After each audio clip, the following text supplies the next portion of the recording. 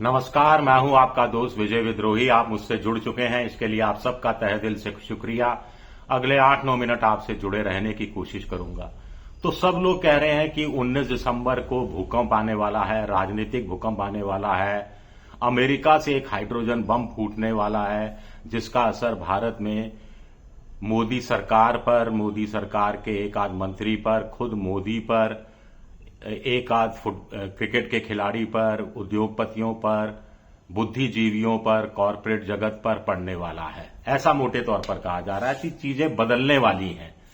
BJP के अंदर, सरकार के अंदर, संगठन के अंदर, संघ और बीजेपी के रिश्ते, संघ और मोदी के रिश्ते, सब में बदलाव होने वाला है।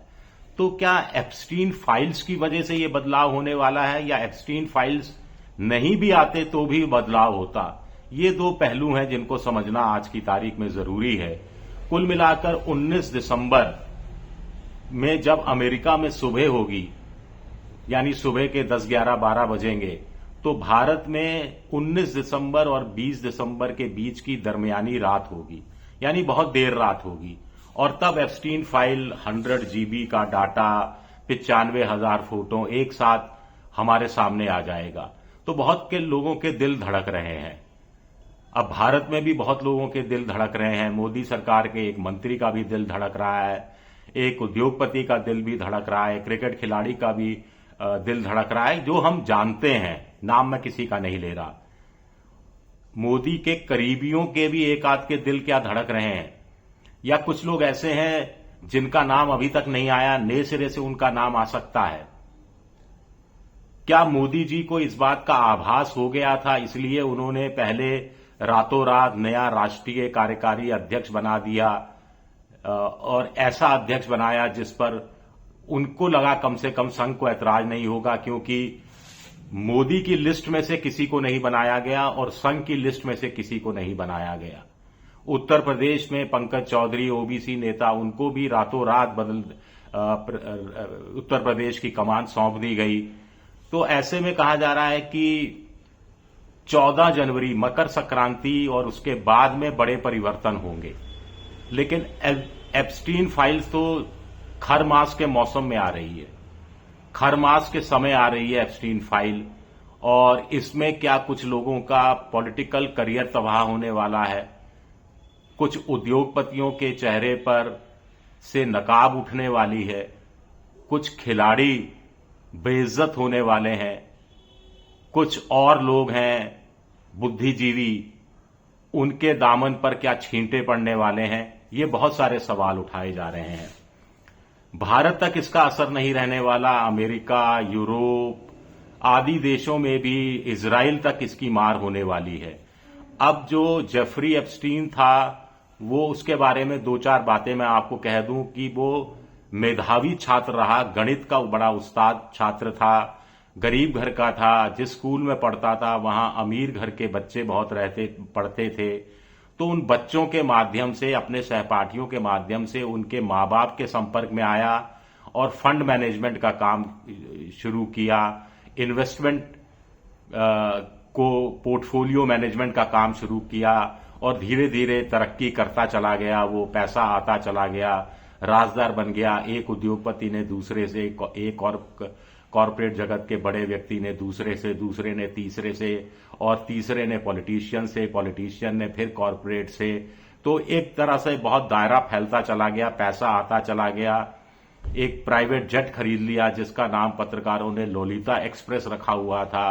कैरिबियन में एक द्वीप खरीद लिया जहां पर अय्याशी का सारा सामान जुटाया जाता था।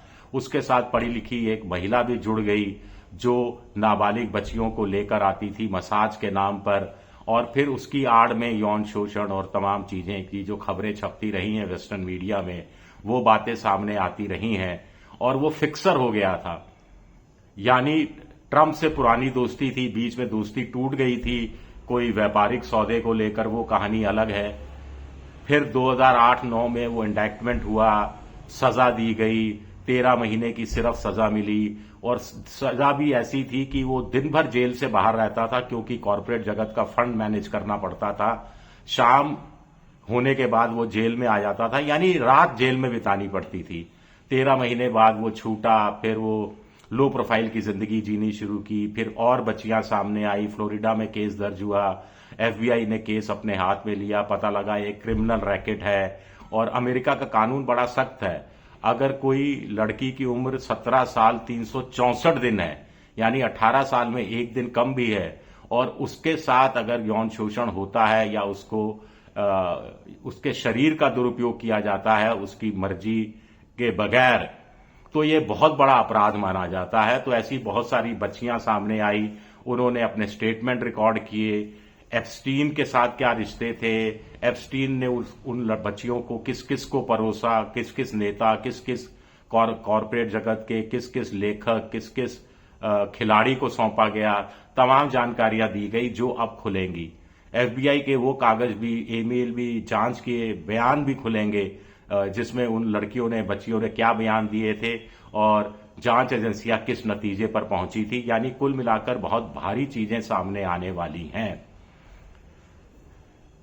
लेकिन क्या भारत पर इसका असर पड़ेगा?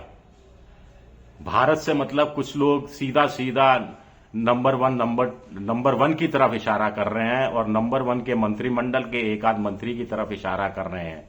इसको लेकर अमेरिका के कुछ विशेषज्ञों का कहना है कि भले ही ट्रंप ने साइन की हो एप्स्टीन फाइल्स को खोलने के लिए, लेकिन उनके अधिकार में अभी भी बहुत कुछ है, कुछ चीजें वो छुपा जाएंगे, जिससे ट्रंप का राजनीतिक भविष्य प्रभावित होता है। ऐसी तस्वीरें छुपा दी जाएंगी, ऐसी तस्वीरें हो सकता है सामने नहीं आए, क्योंकि बताया जाता है कि जो जेफरी एप्स्टीन था वो इजराइल की खुफिया एजेंसी मोसाद का एजेंट था।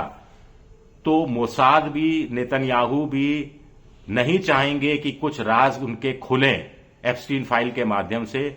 और चूंकि अमेरिका की इजराइल के साथ खास दोस्ती है, यहूदी बहुत है वहां अमेरिका में जिनकी पावरफुल पॉलिटिकल लॉबी है, तो ट्रंप इजराइल को भी बचाने की कोशिश करेंगे। तीसरा, ट्रंप उन करोड़पति, अरबपति, खरबपतियों को भी बचाने की कोशिश करेंगे जो उनकी पार्टी को चंदा देता रहे हैं, उनके राष्ट्रपति का जो अभियान होता है, फंड रेजिंग का काम करते रहे हैं, स्वाभाविक है उनको बचाने की कोशिश करेंगे। चूंकि ट्रंप इजराइल को बचाने की कोशिश करेंगे और चूंकि इजराइल और भारत के संबंध अच्छे हैं, या यूं कहा जाए नेतन्याहू और मोदी के संबंध अच्छे हैं, तो नेतन्याहू ट्रंप पर यह दबाव डाल सकते हैं कि ना तो इजराइल का नाम आए और ना ही भारत बदनाम हो, इस बात की व्यवस्था की जाए। अब ट्रंप डीलर है, हो सकता है डील कर ले वो भारत के साथ, जो एफटीए होने वाला है, फ्री ट्रेड एग्रीमेंट, उससे पहले जो व्यापार को लेकर डील होने वाली है, उसमें भारत से कुछ अतिरिक्त रियायतें मांग लें और भारत भी शायद देने को तैयार हो जाए। ये कहा नहीं जा सकता, लेकिन बड़ा इंटरेस्टिंग रहेगा कुल मिलाकर कि क्या होता है। शुक्रिया मेरा वीडियो देखने के लिए। पसंद आए तो लाइक कीजिए, सब्सक्राइब कीजिए, शेयर कीजिए। शुक्रिया।